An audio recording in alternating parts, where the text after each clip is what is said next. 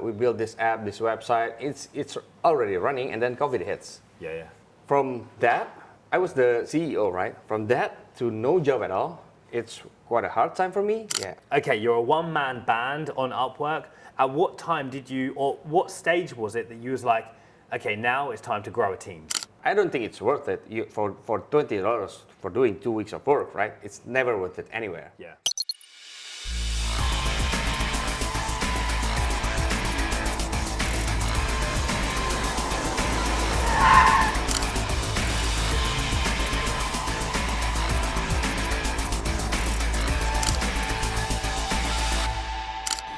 So, after 2 years of working with my video editor on Upwork and traveling 20 hours by plane to Bali, Indonesia, I'm finally gonna meet my video editor for the first time to hopefully negotiate a better price. No, I'm just joking on that one. But I am gonna meet with him, sit down with him, find out what it's like to actually build an editing agency and what needs to go into it, plus any advice that he can give to any new editing enthusiasts who wanna get started in this industry and basically make it big. So let's go meet with him and see what he's got to say. Okay guys, so meet my editor of I think 2 years now. Let's find out who he is, what he does, and what top tips he would give you as an aspiring editor. So tell us, me, everybody, who are you and what exactly do you do? Okay, my name is Dicky. I've been in this industry for more than 10 years. I mean, I was started like for the first time, I started as an editor, and then I became a cameraman, and then I became a TV producer, and then marketing team also. Okay. So quite a bit experience on that field in the entertainment industry. And you started as an editor at the very beginning. Yeah. Where was that? Was that like in your bedroom or? No, it was a production house.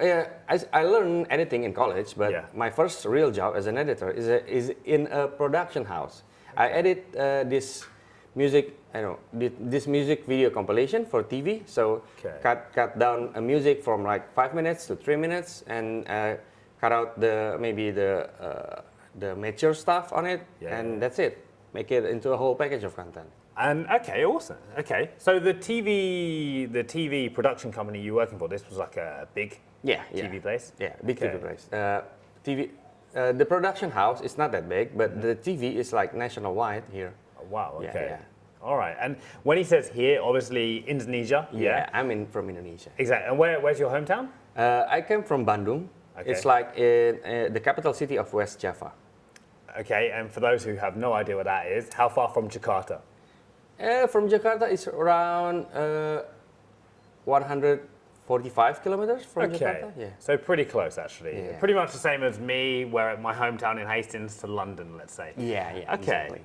And how did you kind of get started in the editing side hustle? So you went to college. Yeah. But when did you get to a point, obviously, that you were like, okay, let's start making a side hustle, or even kind of making editing my kind of full-time job, as a freelancer? Easy. COVID-19. Really? That's a simple question. Yeah, COVID-19 changed everything. So I've started a business with my colleagues. We built this app. This website. It's already running, and then COVID hits. Yeah. We cannot market anywhere. So we decided to close the business, and then from that, I was the CEO, right? From that to no job at all, and so it's quite a hard time for me. Yeah, ups and downs. Yeah. But then I started what things I can do. So I've started my job. I started earning doing editing. Let's go back. I hope I still got it, right? It's been like maybe 5 or 6 years. I'll still do editing now and then, but it's not the regular thing. But then, just. So this was then, like, because I found you on Upwork. Yeah. We started working together on Upwork. And at that time, when you decided, during that COVID-19 period, you were like, okay, let's start editing. Did you know about Upwork then, or? Before, I know about Upwork before, because my friend is already doing Upwork, because I have that company, right? So I was more focusing on that company. Okay. But then, after COVID, I tried the Upwork thing. Okay, and how long do you remember roughly like how long it took you to kind of maybe even secure your first client, or to get to a point where you were making half decent money? Half decent money, I think, let's start for the first client. the first client, it's like not that long. I think about 2 or 3 days to get my first client. Okay, Yeah. that's fast actually. But you know how much I charge? It's only $20, and then there's a 20% of cut of it. Yeah, 20% Is it 20% cut. on Yeah, Upwork? back then Okay. it was 100%. Yeah, they changed the policy. 20% of cut. But I was doing the editing. I mean, I was finished doing the editing like in two days maybe. But Yeah, yeah. come back and forth with the client, it's like 2 weeks time. Okay. So I don't know if it's worth it or not. I don't think it's worth it for $20 for doing 2 weeks of work, right? It's never worth it anywhere. Yeah. But then again, you have to have your own selling point or strong point. Exactly. Yeah, I think patience is one of mine. Yeah. So in regards to the kind of 2 weeks of work, so what you actually, so you got this project, it took you 2 weeks to complete this project. Yeah, Yeah? because it came out back and forth. Like revisions. Revision and yeah. Okay, well, all right. And yeah, for $20. And was it a big project? Do you remember like how many minutes the video was? Or? I think it's around 12 minutes. It's like That's a translating from Turkish to Indonesian. Wow, okay. Yeah, and then after that, because I spent the money I earned, like $16, to buy on Upwork. There's a thing called I forgot its name. Like to promote your gig or something? Or No, to apply. Contacts. Okay. I think it's contacts or something. You should Google that. I buy it. The $16 I have, I spend it all. Okay. Spend it all. I spend it all, and I can apply again. So I'm applying again, and right. there's things just come up. So is it like credits, you mean? Like, Yeah, credit Okay, thing. so it's like credit, like tokens for, you have tokens to apply for new jobs or something? Yeah. Okay, I didn't know you had to like pay Upwork to be able to get more tokens or credits. Yeah, and okay. the price for every job is vary. I mean, Yeah. For one job you only need 4 contacts. For the other job you can even add like 16. But the new policy is not that good because everyone will like racing to get the attention of the clients. Yeah. You can spend like 26 contacts, and yeah, I think they're making money from it. Exactly. Yeah. Okay, I didn't actually know that on Upwork. And now, so you started Upwork during, say, COVID-19, but now you're at a stage of, well, where are you now? You have a team. Yeah, A team of how many people? I have 3 person below me. Yeah. And just to give you guys an idea, because the people you employ are not like advanced editors. No. You tend to go for those people who kind of are just starting but have a real interest and passion. Yes? Yeah. That's what you go, because you can easily find smart people. Yeah. They're everywhere. But then again, you have to pay them high, right? Yeah. For me, I don't have the luxury of that money, so I need someone, because obviously the job keeps coming, right? Yeah. I need someone that I can trust. Trust is the most important thing for me. So instead of finding the smart person, experienced person, I go with the low one. Yeah. My assistant, the one that I most trust, he started editing. He doesn't even know what is editing. He just see his first timeline when I turn on the computer. He doesn't even heard Adobe Premiere. But now he's doing some of your work. Exactly. That's Thor, who's here with us. Yeah. And he's been working with you now how long? It was around a year or something. Only 1 year. And to be honest, yeah, exactly. He's been editing even while we've been here. Yeah. And it's at a good level. He already knows his stuff. Yeah. Yeah. So it's actually pretty impressive. Either you're a good teacher or he's a quick learner. I'm not too sure. I think the latter, but yeah. And at what period did you say, like, okay, you're a one-man band on Upwork. At what time or what stage was it that you was like, okay, now it's time to grow a team? Okay. In Upwork, maybe different than Fiverr, right? So in Upwork, you kind of maintain that long relationship with the client. So there will be no only one video to edit. I never found that on Upwork. Okay. So it will be just like you. So Yeah. you need an editor for your business to do this, right? Yeah, Normally they are all YouTubers. So yeah, YouTube, maybe they will stay like say 3 months, 6 months, and then they realize that it's not good, the channel isn't growing, and then they shut down. But I think for now, my longest client is around four clients. It's the longest one, and they keep. Since I've started working with them, it never stops. You one of them. Yeah, exactly. To be fair, we've been working together, I think like 2 years or something. Yeah, around that time. And it's like, we spoke about this, I probably speak to you more than I speak to my girlfriend. Yeah. Like, we honestly, we communicate every day. I think there's maybe 3-4 days in a month that we don't. But generally, yeah, because I have like orders coming in every day and videos to be edited, so we're in constant communication. Yeah. And I would say for me, the best thing about you is actually finding somebody who is seriously reliable. You know, like, obviously there are times when I tell you that, okay, the deadline's in 4 hours. Yeah, exactly. Not too many times, but there is times, and I do try to give it to you like maybe 3 days before. But then like, there are some editors who I've tried before who maybe don't really, for me it's like they don't value the work, let's say, like the way that I do or the way that you do. Because for me it's like, okay, let's get this job done, let's get paid, yeah? But then a lot of these people are like, okay, yeah, like I'm out at the moment, I'll try and do it tonight. Like what? Tonight when you come home after a full day, I don't want you'll be tired. Exactly. I don't want you then spending an hour editing the video because I know it's going to be rubbish and we're going to end up in revisions, you know? Yeah. So there are quite a lot of those. But let's get onto the actual money situation as well. Just to, like, editing now. Do you earn decent money from it? Oh, of course. Because here in Indonesia, our life cost is not that high. Yeah. Low, exactly. In the capital city, I think the average salary is around, I don't know, 300, 350. Yes, 350 maybe, or 400. So dollars, yeah? Yeah, okay. American dollars. So okay. So it's that's what I get from you, like in a week, maybe. Exactly. So even, times 4. yeah, exactly. More than that. Even more than that. So double it sometimes. Yeah. So and trust me, we've discussed this about lowering the amount I pay. Come on, I have to pay my team, man. So would you say you are now better off where you are now editing than where you were before on like the TV production and all that? Even when I was a CEO, to be honest. Okay. Yeah, even better when I was. Exactly. Yeah, it's a startup. We don't earn money yet, but yeah. Yeah.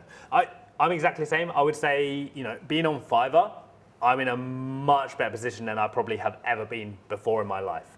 You know, in regards to money, in regards to flexibility of working and everything like that. Yeah. Not everyone can do it because it's hard. It's really hard. Self-discipline. Oh. Yeah, of course. And exactly, I honestly believe like that kind of, you know, responsibility to get the videos done and not be like, hey, this is going to take me 5 days. Like, are you kidding me? How many videos do I send you per week roughly? 7 to 10 maybe. Okay, around yeah, that exactly. number. 7 to 10. Yeah. And it's like, yeah, you manage to get them all done in pretty fast time. Yeah. Or there's very often that you are even working weekends or quite late. Like, What is holiday? Exactly. You have to manage your own time. If Yeah. you cannot do it on weekend, do it on Monday. No problem. You have yeah. your time. Yeah. No, it's true. Like, for example, even me, if I don't want to work the weekend, then I know I have to work longer on Thursday or Friday. Yeah, You know, exactly. it's that simple. That is freelancing. Yeah. And when freelancers turn around and say like, oh no, I don't work weekends. Okay, that's cool, but then get my work done on Friday. You know, You know, you can't just say no, I don't work weekends, and that's, you know. And don't ever turn down a client. I mean, if the client needs it like on Saturday, you have to deliver it on Saturday. Yeah. Of course, you can say, oh, can I do it? Can I deliver to you on Sunday or Monday maybe? But you have to do it exactly on their expectation. Yeah. That's something I fall behind on, to be honest. And this is a good thing actually, because one of your clients at the moment, I have to mention this because like, hopefully he doesn't watch this. I'm pretty sure he won't watch it. No. But generally, one of your clients at the moment, I've seen the revisions he's been giving you while we've been here, and the way that he also speaks to you, and like the way that he spoke to you, for me, is completely unacceptable. It's just rude. But like you said, this was much ruder before, yes? Yeah. And this is also like, obviously, this guy's from, I don't know, the UK or America, Yeah, like I don't want to tell. Okay, an English-speaking country. And this is the thing, like, when you, and I'm just going to be very straight here, when you want an editor or anybody, any freelancer from one of these countries, i.e. Asia, India, that kind of stuff, it's because you want the work to be generally cheaper, yes? Yeah, exactly. To be honest, I've got very lucky with you, I think, because your working standard is very good. Thank you. And I'm pretty sure a lot of people, they do have their working standard very good. But generally, if you're from an English-speaking country, most of the time, you go, obviously, the majority of like these kind of Eastern freelancers is probably much higher because the population is so much bigger. Yeah. And you do find there's a lot more in these freelancing websites. But the reason why we end up going with you is like because your work does look good, but the price is also much cheaper than picking somebody in an English-speaking country. Yeah, exactly. It's, you know, it's the honest truth. But then it's like your client who's like sending you revision after revision. And some of the comments that he's made, it's like, so why the hell did he pick a guy whose first language is not English? You know, like if he wants the cheaper price, then you have to sacrifice some things, you know? Yeah, exactly. You know, if there's going to be mistakes in, for example, the English, like some small typos, that's kind of what you've got to get used to, you know? And of course, you send a revision, and that's absolutely fine. Okay, to be honest, he is actually a good guy. Yeah. It's just You the say way he this. says. No, Yeah. it's just the way he says. Like Yeah. I'm talking about what my thought is. Everybody has different way to send communication. Yeah, right? yeah. He is a good guy, really good guy. He never broke his promise. He always paid me on time. Yeah. He understands what my situation is, but sometimes, he cannot stand what do you call it? Something's wrong, especially grammar. Yeah. But I can speak English, but my grammar, we don't need grammar for talking, right? So, again, I think he's a good guy, really, really good guy. But it's just the way he talks. That's it. Yeah. So, if you come across some clients like that, just take it easy. Exactly. Just don't take it personal. Yeah. And it's tough. Trust me, it's tough. Like you do a great job of not taking it personally. But now I know the way that I can speak to you from now on. So. No. Okay, very quickly. 3 tips for new freelancing, editing freelancers, if that makes any sense. Yeah. For ones that have no experience, what would be the 3 tips that you would give them? 1, capture the expectation. Okay, capture the expectation, what they wanted to be in the video. So you can go over the expectation, but then you cannot go under. That's 1. Because he expecting, I don't know, Iman Gaji style, do it Iman Gaji style. Don't do it the other style. That's 1. 2, deadline. Never miss a deadline. Don't ever miss a deadline. If you cannot complete the deadline, just say it before. Editors, no. And 3, okay, be patient because editing is a boring job. You know, sitting down on the computer 10 hours and maybe more. Yeah, you will get there. So that is the 3 things I think. You need persistence. Yeah. Okay, and your future plans going forward? You've already built a team of 4 people. What's your future plans going forward? 100 people. Yeah? Yeah. Oh, the way it's go up. We're gonna have like an editing farm. Yeah. Okay. Yeah, exactly. Editing farm. All right, fair enough. Okay, so there you have it. My editor. I'm not going to link his details because you guys are not stealing him. I've had some of my friends ask me, and I'm like, you know what? Go find your own editor. It's that simple because I know if they start giving you more work, my work is going to drop behind. Even though like you'll have more money in your pocket, I'm just like, nah. I'm building a farm here. Exactly. I need more cow. I need more sheep. But he has started a YouTube channel in Indonesian. So if you are watching and you are Indonesian or you understand Indonesian, what's your channel about? It's about storytelling, anything storytelling, mystery, history, figures, anything. Another side ID. Another side ID. He kind of had to look to his editor for that as well. Like, you don't remember the name? I forget how it writes. See it here. It's right here. It's right here. Okay, it's right here. Here at it. He's editing the video anyway.